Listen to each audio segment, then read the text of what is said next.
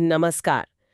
Indian premiere league मतलब IPL 2026 season से पहले ना क्रिकेट की दुनिया में एक बहुत बड़ी हलचल मची हुई है। हाँ बिल्कुल, चेन्नई सुपर किंग्स और राजस्थान रॉयल्स के बीच एक बड़े खिलाड़ी ट्रेड की खबरें हैं और ये तेजी से फैल रही हैं। और इस पूरी गहमा गहमी के सेंटर में तीन बड़े नाम हैं, है ना? जी हाँ, संजू सैमसन, रविंद्र जडेजा और इंग्लैंड के ऑलराउंडर सैम करन, इन्हीं तीनों के आसपास घूम रही है सारी बात। हमने भी इस पर काफी सारे सोर्सेज देखे हैं, Times of India, ESPN Cricinfo, Cricbuzz, Indian Express, Hindustan Times, cricket tracker भी। मतलब रिपोर्ट्स भी हैं, एक्सपर्ट एनालिसिस भी। बिल्कुल, और आज हम कोशिश करेंगे कि इस पूरे संभावित ट्रेड की ना हर परत को खोल कर देखें। कौन से खिलाड़ी हैं, अभी क्या चल रहा है, कहाँ मामला फंसा हुआ है, आईपीएल के नियम क्या कहते हैं इस बारे में। और हाँ, क्रिकेट के जो जानकार हैं उनकी क्या राय है। तो चलिए इस पूरी सिचुएशन का एक गहन विश्लेषण करते हैं। चलिए शुरू करते हैं। तो सबसे पहले ये समझते हैं कि ये जो अदला बदली की बात हो रही है, ये है क्या असल में? किन खिलाड़ियों का नाम आ रहा है इसमें? देखिए, प्रस्ताव ये है कि संजू सैमसन, जो अभी राजस्थान रॉयल्स के कैप्टन हैं, वो चेन्नई सुपर किंग्स यानी सीएसके चले जाएं। अच्छा। और उसके बदले में सीएसके के दो अहम खिलाड़ी, उनके स्टार ऑलराउंडर रविंद्र जडेजा और इंग्लैंड वाले ऑलराउंडर सैम करन, वो राजस्थान रॉयल्स की टीम में शामिल हो जाएं। अरे बाप रे, ये तो मतलब बहुत बड़ा फेरबदल लग रहा है। तीनों ही बड़े प्लेयर हैं अपनी अपनी टीम के लिए। हाँ, बहुत बड़ा। और अगर इनके पैसों की बात करें, मतलब वैल्यू की, तो वो भी जानना जरूरी है। हाँ बताइए। रविंद्र जडेजा और संजू सैमसन दोनों को ही उनकी टीमों ने पिछली बार 18 करोड़ रुपए में रिटेन किया था। 18 करोड़? अच्छा खासा अमाउंट है। हाँ, और सैम करन को सीएसके ने पिछले मेगा ऑक्शन में 2.4 करोड़ में खरीदा था। तो आप देखिए, पैसों के लिहाज से भी ये सौदा काफी बड़ा है। सुना है कि शुरू में सैम करन का नाम नहीं था इस डील में, कुछ और खिलाड़ियों की बात चल रही थी। हाँ, ऐसी रिपोर्ट्स थी बिल्कुल। कहा जा रहा है कि राजस्थान रॉयल्स ने पहले शायद डेवॉल्ड ब्रेविस या मथीशा पथिराना को मांगा था सैम करन की जगह। ओह अच्छा, बेबी AB और पथिराना। हाँ, लेकिन सीएसके उस पर राजी नहीं हुई।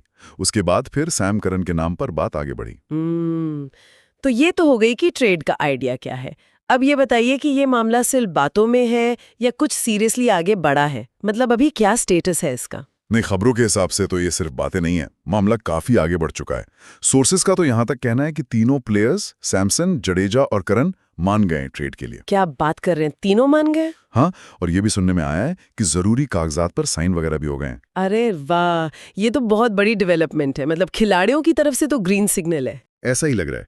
और अगर प्रोसेस की बात करें तो ट्रेड अब एक्सप्रेशन ऑफ इंटरेस्ट यानी EOI स्टेज पर है। EOI स्टेज, ये क्या होता है? देखिए, आईपीएल नियमों के हिसाब से एक टीम EOI फाइल करती है, फिर बीसीसीआई दूसरी टीम को बताता है। उनके पास करीब 48 घंटे होते हैं जवाब देने के लिए। अच्छा, 48 आवर्स। हाँ, अगर वो हाँ कहते हैं तब खिलाड़ी की फॉर्मल सहमति, सैलरी वगैरह पर बातचीत होती है और फिर आखिर में बीसीसीआई का अप्रूवल लगता है।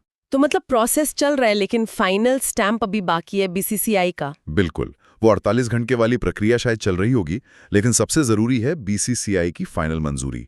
और रिपोर्ट्स के मुताबिक 10 नवंबर की शाम तक तो वो ऑफिशियली दर्ज नहीं हुई थी। तो जब तक बीसीसीआई हाँ नहीं कहता तब तक कुछ पक्का नहीं है। और इसी बीच वो सोशल मीडिया वाला मामला भी हुआ ना, रविंद्र जडेजा के इंस्टाग्राम अकाउंट का। उसने तो माहौल और गर्मा दिया होगा। हाँ बिल्कुल, जडेजा का जो वेरीफाइड अकाउंट है रॉयल नवहन, वो काफी एक्टिव रहते हैं उस पर, है ना। वो अचानक से डीएक्टिवेट हो गया। हाँ, मैंने भी पढ़ा था। अब ये सिर्फ एक कोइंसिडेंस है या इसका ट्रेड से कनेक्शन है, ये कहना मुश्किल है। पर हाँ, अटकलें तो तेज हो ही गई इससे। सही बात है। अच्छा, खिलाड़ी राजी, प्रोसेस शुरू, तो फिर ये ट्रेड अब तक फाइनल क्यों नहीं हो पाया? रुकावट कहाँ है? कोई बड़ा पेंच फंसा है क्या? हाँ, यहीं पर मामला थोड़ा अटक गया है और इसकी वजह है आईपीएल के नियम और टीम का स्ट्रक्चर। सबसे बड़ी दिक्कत है राजस्थान रॉयल्स के पास विदेशी खिलाड़ियों का कोटा। विदेशी खिलाड़ियों का कोटा, वो क्या है? आईपीएल का नियम है कि कोई भी टीम अपने स्क्वाड में ज्यादा से ज्यादा 8 विदेशी खिलाड़ी ही रख सकती है। अच्छा, सिर्फ 8? और राजस्थान के पास? उनके पास 8 पहले से ही हैं। ओह, तो कोटा पूरा है उनका?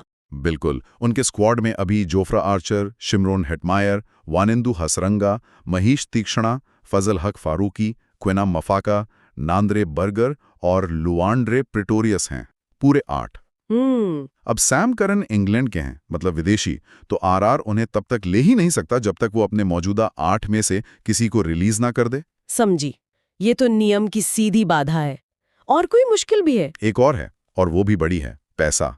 राजस्थान रॉयल्स के पर्स में इस वक्त सिर्फ, आप यकीन कीजिए, 30 लाख रुपए बचे हैं। क्या सिर्फ 30 लाख? और सैम करन का प्राइस कितना बताया था आपने? 2.4 करोड़। ओह, तो पैसा तो है ही नहीं उनके पास ट्रेड के लिए। हाँ, तो उन्हें न सिर्फ विदेशी स्लॉट खाली करना है, बल्कि पर्स में पैसा भी लाना है। कम से कम 2.1 करोड़ और चाहिए। तो ये डबल प्रॉब्लम हो गई, जगह भी नहीं, पैसा भी नहीं। ये तो सच में ट्रेड को मुश्किल बना रहा है। यहाँ आईपीएल के नियमों का रोल कितना अहम है, ये साफ दिख रहा है। बहुत अहम। देखिए, ईओआई वाली प्रक्रिया तो है ही, फिर ये विदेशी खिलाड़ी वाला नियम, स्क्वाड में 8, प्लेइंग 11 में 4, ये बहुत सख्त है। हाँ, यहां तक कि अगर इम्पैक्ट प्लेयर के तौर पर विदेशी को लाना हो, तो भी प्लेइंग 11 में पहले 3 ही खिला सकते हैं। और ऊपर से सैम करन जैसे विदेशी खिलाड़ी के लिए इंग्लैंड क्रिकेट बोर्ड ईसीबी से एनओसी यानी नो ऑब्जेक्शन सर्टिफिकेट भी शायद लेना पड़े। वो एक और प्रोसेस है। बाप रे, काफी परतें हैं इसमें। अच्छा, एक बात और, ये ट्रेड 2026 सीजन के लिए क्यों हो रहा है, 2025 के लिए क्यों नहीं? अभी तो 2025 आने वाला है। वो भी आईपीएल के नियम की वजह से। रूल ये है कि अगर किसी खिलाड़ी को सबसे हालिया ऑक्शन में खरीदा गया हो, तो उसे तुरंत अगले सीजन के लिए ट्रेड नहीं कर सकते। सैम करन पिछले मेगा ऑक्शन में आए थे, तो उन्हें 2025 के लिए ट्रेड नहीं किया जा सकता। अच्छा, ये भी एक नियम है, समझ गई।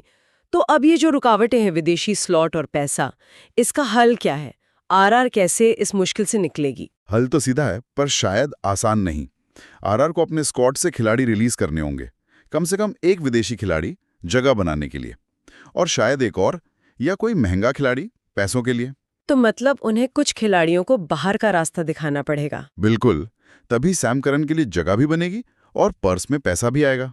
क्या कुछ नाम सामने आ रहे हैं कि आरआर किन खिलाड़ियों को रिलीज करने का सोच रहा है? हाँ, रिपोर्ट्स में इशारा है कि राजस्थान रॉयल्स अपने 2 श्रीलंकाई स्पिनरों को रिलीज करने पर विचार कर सकती है। कौन से 2? वनिंदु हसरंगा, जिनकी कीमत 5.25 करोड़ है, और महीश तीक्ष्णा, जिनकी कीमत 4.40 करोड़ है। ओहो, हसरंगा और तीक्ष्णा, ये तो बड़े नाम है स्पिन डिपार्टमेंट में। हाँ, बड़े नाम हैं, लेकिन अगर आरआर इन्हें रिलीज करती है तो सोचिए क्या होगा। क्या होगा? 2 विदेशी स्लॉट खाली हो जाएंगे और पर्स में करीब 9.65 करोड़ रुपए आ जाएंगे।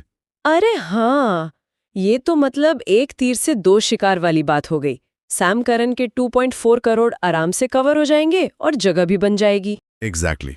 ये कदम न सिर्फ इस ट्रेड को पॉसिबल बना देगा, बल्कि आरआर को आगे के ऑक्शन और रिटेंशन के लिए भी काफी फाइनेंशियल फ्रीडम दे देगा।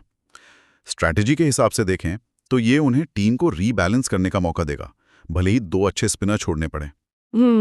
ये तो हुई नियमों और टीम मैनेजमेंट की बात। लेकिन जो क्रिकेट के पंडित हैं, पुराने खिलाड़ी हैं, एक्सपर्ट्स हैं, वो इस ट्रेड को कैसे देख रहे हैं? क्या सब खुश हैं इससे? नहीं, यहाँ पर राय काफी बंटी हुई है, और ये नेचुरल भी है। इतने बड़े नाम जो शामिल हैं, जैसे सीएसके के अपने पुराने दिग्गज सुरेश रैना, उन्होंने तो खुल के बोला है। क्या कहा है रैना ने? उन्होंने सीएसके मैनेजमेंट से अपील की है कि भाई कुछ भी हो जाए, जडेजा को मत जाने दो। रैना ने कहा कि जडेजा सीएसके के लिए गन प्लेयर हैं, उन्हें टीम में रखना ही चाहिए। रैना की फीलिंग समझ आती हैं। जडेजा सालों से सीएसके का हिस्सा है, लेकिन क्या कोई प्रैक्टिकल वजह भी है इसके खिलाफ जाने की? हाँ, प्रैक्टिकल वजह भी उठाई है पूर्व भारतीय सिलेक्टर क्रिस श्रीकांत ने। उन्होंने एक बड़ा सवाल खड़ा किया है। क्या सवाल? उनका कहना है कि क्या सीएसके के लिए रविंद्र जडेजा जैसे टॉप क्लास मैच जिताने वाले ऑलराउंडर को संजू सैमसन जैसे विकेटकीपर बल्लेबाज के लिए छोड़ना, क्या ये समझदारी है? ये तो सोचने वाली बात है। उनका तर्क क्या है इसके पीछे? श्रीकांत कह रहे हैं कि देखो, सीएसके के पास धोनी के बाद विकेट कीपिंग के लिए उर्विल पटेल को ऑप्शन तो है ही, और जडेजा को पिछले कुछ सीजन में बैटिंग के मौके भी कम मिले, तो उनकी पूरी क्षमता शायद दिखी भी नहीं। अच्छा। दूसरी तरफ सैमसन ने भी 2025 में टॉप ऑर्डर में बैटिंग की, लेकिन एक 60 रन की पारी छोड़ दें तो कुछ बहुत कमाल नहीं किया। श्रीकांत तो कैमरन ग्रीन को भी अभी पूरी तरह से टेस्टेड ऑलराउंडर नहीं मानते। उनका साफ कहना है कि जडेजा जैसा मैच विनर उसे नहीं छोड़ना चाहिए। ये काफी स्ट्रॉन्ग आर्ग्यूमेंट है, खासकर सीएसके के टीम बैलेंस को देखते हुए। जडेजा जैसा ऑलराउंडर मिलना मुश्किल है। क्या कोई ऐसा भी है जो इस ट्रेड को सीएसके के लिए अच्छा मान रहा हो? हाँ, बिल्कुल है। रविचंद्रन अश्विन, जो खुद एक बेहतरीन स्पिनर हैं और आईपीएल को बहुत करीब से फॉलो करते हैं, उनका नजरिया थोड़ा अलग है। अश्विन क्या कह रहे हैं? अश्विन का मानना है कि जडेजा और करन के जाने से सीएसके को एक्चुअली अपनी टीम को नए सिरे से बनाने का, शायद और मजबूत करने का मौका मिल सकता है। अरे, ये तो बिल्कुल उल्टा नजरिया है। कैसे? अश्विन का सुझाव है कि इस ट्रेड से जो स्लॉट और पैसा बचेगा, उससे सीएसके ऑक्शन में नीतीश राणा, वेंकटेश अय्यर या शायद कैमरन ग्रीन जैसे खिलाड़ियों को टारगेट कर सकती है। अच्छा, ये नए नाम आ गए। हाँ, उन्होंने एक पॉसिबल बैटिंग लाइनअप भी सजेस्ट किया, जैसे सैमसन और गायकवाड ओपनिंग करें, नंबर 3 पर राणा या अय्यर, 4-5 पर ब्रेविस और दुबे, और फिर नंबर 6 पर कैमरन ग्रीन को यूज करें, क्योंकि ग्रीन ने ऑस्ट्रेलिया के लिए मिडिल ऑर्डर में अच्छा किया है। अश्विन का फोकस राणा और अय्यर पर क्यों है खास तौर पर? उनका लॉजिक है कि नीतीश राणा जैसे छोटे कद के बैट्समैन चेपॉक की धीमी पिच पर स्क्वायर बाउंड्रीज का अच्छा इस्तेमाल कर सकते हैं, और वेंकटेश अय्यर भी एक ऑप्शन है जो लंबे लीवर्स वाले हैं दुबे की तरह, पर स्वीप और रिवर्स स्वीप भी खेलते हैं। अश्विन ने यह भी याद दिलाया कि सीएसके के पास आयुष मात्रे भी हैं जिन्होंने 2025 में नीचे आकर तेज रन बनाए थे। रचिन रविंद्रा और डेवॉन कॉनवे जैसे ऑप्शन तो हैं ही। तो अश्विन इसे एक अवसर की तरह देख रहे हैं टीम को नया रूप देने का। तो मतलब एक्सपर्ट्स में तो बिल्कुल दो फाड़ राय हैं। कोई कह रहा है सीएसके के लिए बड़ा नुकसान, कोई कह रहा है भविष्य बनाने का मौका। चलिए अब थोड़ा संजू सैमसन की कप्तानी पर भी बात कर लेते हैं, क्योंकि अगर वो सीएसके आते हैं तो धोनी के बाद लीडरशिप का सवाल तो उठेगा ही। हाँ, ये बहुत जरूरी पहलू है। संजू सैमसन 2021 से राजस्थान रॉयल्स की कप्तानी कर रहे हैं और उन्होंने अब तक 60 मैचों में कप्तानी की आरआर की। और कैसा रहा है उनका कप्तानी रिकॉर्ड? जीत हार का क्या हिसाब है? रिकॉर्ड ठीक ठाक ही कहेंगे। 60 मैचों में से 31 जीते हैं, 28 हारे हैं और एक मैच का नतीजा नहीं निकला। विनिंग परसेंटेज करीब 51.67% है। अच्छा, मतलब 50% से थोड़ा ऊपर। हाँ, और हाल ही में उन्होंने एक रिकॉर्ड बराबर किया है। आरआर के कप्तान के तौर पर सबसे ज्यादा जीत, जो पहले शेन वॉन के नाम थी, 31 जीत, उसकी बराबरी कर ली है। अच्छा, ये तो बढ़िया बात है। पर ये ट्रेड की बात शुरू ही क्यों हुई? क्या सैमसन खुद आरआर छोड़ना चाहते थे? ऐसी भी खबरें थीं। हाँ, कुछ रिपोर्ट्स में ऐसा दावा किया गया है। कहा जा रहा है कि सैमसन ने शायद आईपीएल 2025 सीजन के बाद आरआर छोड़ने की इच्छा जताई थी। हो सकता है इसी के बाद आरआर ने ट्रेड के ऑप्शन देखने शुरू किए हों और सीएसके से बात बनी हो। तो कहानी काफी उलझी हुई है। खिलाड़ियों की मर्जी, टीम की जरूरतें, आईपीएल के नियम, पैसा, सब कुछ मिला हुआ है। चलिए, अब तक जो हमने बात की उसे समेटते हैं। हाँ, तो हमने देखा कि ये जो संजू सैमसन, रविंद्र जडेजा और सैम करन वाला संभावित ट्रेड है, ये कितना कॉम्प्लिकेटेड है। ये सिर्फ खिलाड़ियों का आना जाना नहीं है। इसमें आईपीएल के नियम, टीम का स्ट्रक्चर, खासकर वो विदेशी खिलाड़ियों वाला कोटा और पैसों की कमी, ये सब मिलकर एक जाल सा बना रहे हैं। खिलाड़ियों की सहमति मिल गई है, ऐसी खबरें हैं। ईओआई भी फाइल हो गया है, लेकिन असली पेज राजस्थान रॉयल्स के सामने है। विदेशी स्लॉट की कमी और पर्सनल पैसों की तंगी, जिसका हल यही दिख रहा है कि आरआर को हसरंगा और तीक्ष्णा जैसे अपने महंगे विदेशी खिलाड़ियों को रिलीज करना पड़ेगा। इससे ना सिर्फ सैम करन के लिए जगह और पैसा बनेगा, बल्कि टीम को आगे के लिए भी थोड़ी आसानी होगी। और इस पूरे मामले पर एक्सपर्ट्स की राय बिल्कुल अलग-अलग है। सुरेश रैना कह रहे हैं जडेजा को किसी कीमत पर मत छोड़ो। क्रिस श्रीकांत कह रहे हैं ये सीएसके के बैलेंस के लिए रिस्की है। और वहीं रविचंद्रन अश्विन इसे सीएसके के लिए टीम को फिर से बनाने का एक सुनहरा मौका मान रहे हैं। सही कहा। ये मामला सिर्फ इन 3 नामों का नहीं लगता। इसके पीछे शायद कुछ गहरी प्लानिंग चल रही है। सीएसके के लिए ये धोनी के बाद लीडरशिप बदलने की तैयारी हो सकती है, तो आरआर के लिए अपनी टीम को नए सिरे से संवारने की कोशिश। बिल्कुल। और आखिर में एक सवाल जो शायद सबके मन में होगा और सोचने वाली बात भी है। हाँ, क्या? कि अगर ये ट्रेड हो जाता है तो क्या संजू सैमसन सीएसके को भविष्य में वो लीडरशिप दे पाएंगे जिसकी टीम को जरूरत होगी, खासकर तब जब उन्हें रविंद्र जडेजा जैसा अनुभवी, हरफनमौला और मैच जिताने वाला खिलाड़ी गंवाना पड़ेगा, जो सालों से सीएसके की रीढ़ की हड्डी रहे हैं। ये बहुत बड़ा सवाल है। ये सिर्फ फैंस के लिए नहीं, शायद सीएसके मैनेजमेंट के लिए भी सबसे बड़ा सवाल होगा। इस पर जरूर सोचते रहिएगा। निश्चित तौर पर यह सिर्फ एक ट्रेड नहीं, ये दोनों टीमों के भविष्य की दिशा तय कर सकता है। देखते हैं आने वाले दिनों में क्या तस्वीर सामने आती है।